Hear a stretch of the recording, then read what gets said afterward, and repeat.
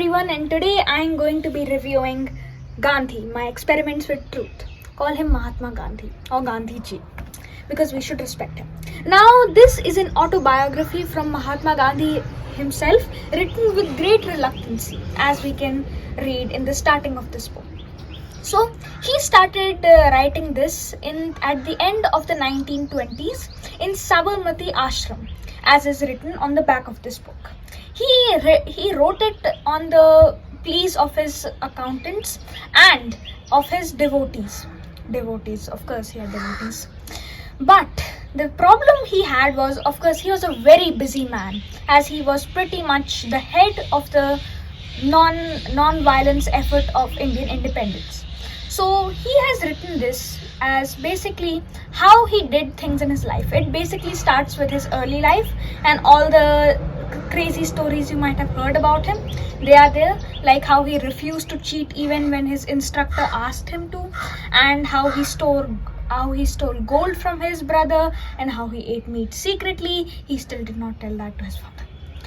So this, he basically tells us lessons of his life. He tells his whole life without any problems. He just tells us how he did it himself. We also have chapters in which he just goes on about how India had problems in those times and how those problems have either got worse, have not been fixed, or have been completely fixed.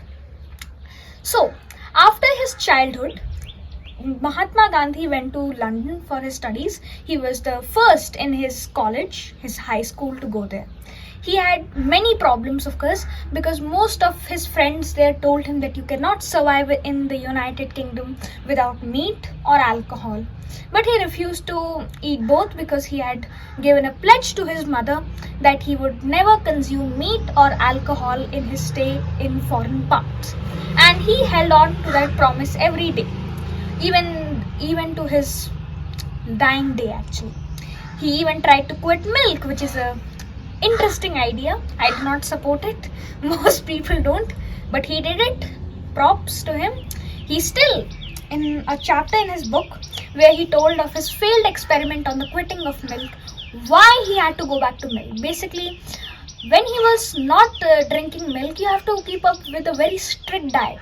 And he messed up with that diet. That's why there was a severe plummet in his health.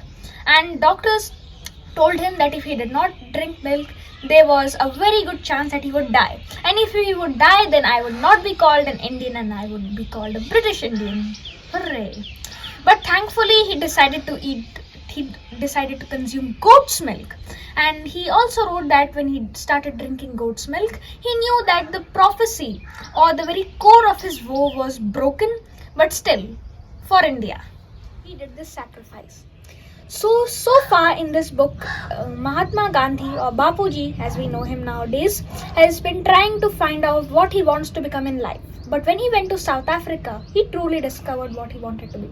It took him an abnormally long time, as you would, to kind of do away with the current systems a bit and to start having some equality in the people in the big cities.